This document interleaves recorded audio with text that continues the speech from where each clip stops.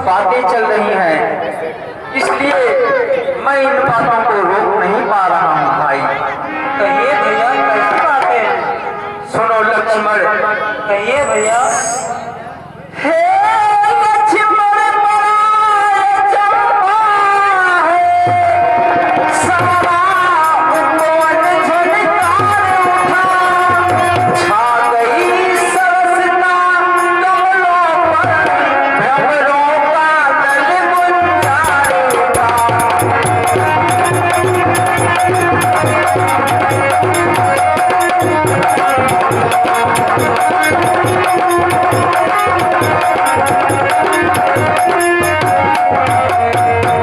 भाई लक्ष्मण, कहो भैया। इन सुंदर शब्दों को सुनकर भासित होता यह गाता है, दुंदुभी बजाकर काम देखो दुनिया पर चलता जाता है।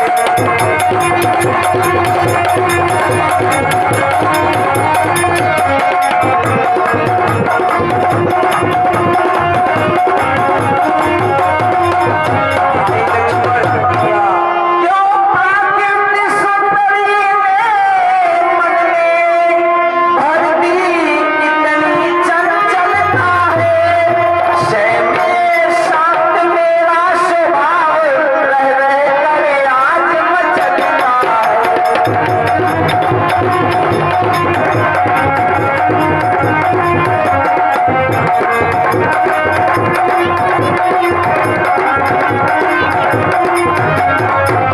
भाई लक्ष्मण, जिन कामों ने उपदेश सुने, अब उनके रंग निराले हैं, जो नैन लचीले रहे सदा, वे इसे देखने वाले हैं।